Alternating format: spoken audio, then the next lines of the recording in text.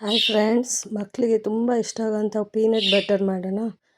ಮೊದಲು ಪೀನಟ್ ಅಂದರೆ ಶೇಂಗಾ ತೊಗೊಂಡು ಹುರ್ಕೋಬೇಕು, ಈ ಥರ ಗರಿ ಗರಿ ಅನ್ನೋ ಥರ. ಆಮೇಲೆ ಒಂದು ಬಟ್ಟೆ ಮೇಲೆ ಹಾರಾಕಿ ತಣ್ಣಗಾಗ್ಲಿಕ್ಕೆ ಬಿಡಬೇಕು. ತಣ್ಣಗಾದ್ಮೇಲೆ ಅದನ್ನು ಅದೇ ಬಟ್ಟೆಯಲ್ಲಿ ಸಿಪ್ಪೆ ಎಲ್ಲ ತಕ್ಕೋಬೇಕು. ಸಿಪ್ಪೆ ಎಲ್ಲ ತೆಗೆದ್ಮೇಲೆ ಸಿಪ್ಪೆ ಎಲ್ಲ ಈ ಥರ ತೆಗೆದ್ಮೇಲೆ ಒಂದು ಸೋಸ್ಕೋಬೇಕು. ಒಂದು ಸ್ಟ್ರೈನರ್ ತೊಗೋಬೇಕು. ಸೋಸ್ಕೊಂಡ್ಮೇಲೆ ಈ ಥರ ಪಕೋಡ ಎಲ್ಲ ಕರಿಯೋಂಥ ಸ್ಟ್ರೈನರಲ್ಲಿ ಸಿಪ್ಪೆ ಎಲ್ಲ ಬೇರೆ ಆಗುತ್ತೆ. ಸೊ ಸಿಪ್ಪೆ ಎಲ್ಲ ತೆಗೆದು ಜಾರಲ್ಲಿ ಹಾಕ್ಕೊಂಡು ಇದಕ್ಕೊಂದು ಸ್ವಲ್ಪ 1/4 ಸ್ಪೂನ್ ಉಪ್ಪು ಹಾಕ್ಕೋಬೇಕು. ಒಂದು ಗ್ರೈಂಡ್ರ್ ಮಾಡ್ಕೊಳ್ಳೋಣ. ಮಿಕ್ಸಿ ಮಾಡಿಕೊಂಡು ಪುಡಿ ಆಗುತ್ತೆ.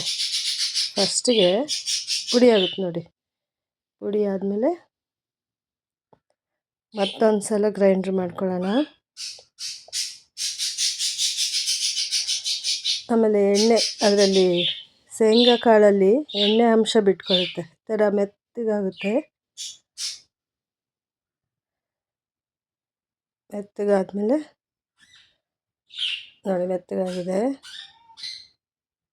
ಅದಕ್ಕೊಂದು ಸ್ವಲ್ಪ ಒಂದು ದೊಡ್ಡ ಟೇಬಲ್ ಸ್ಪೂನು ಜೇನುತುಪ್ಪ ಹಾಕ್ಕೊಳ್ಬೇಕು. ಇನ್ನೊಂದು ಸಲ ಗ್ರೈಂಡ್ರ್ ಮಾಡ್ಕೊಳ್ಳೋಣ.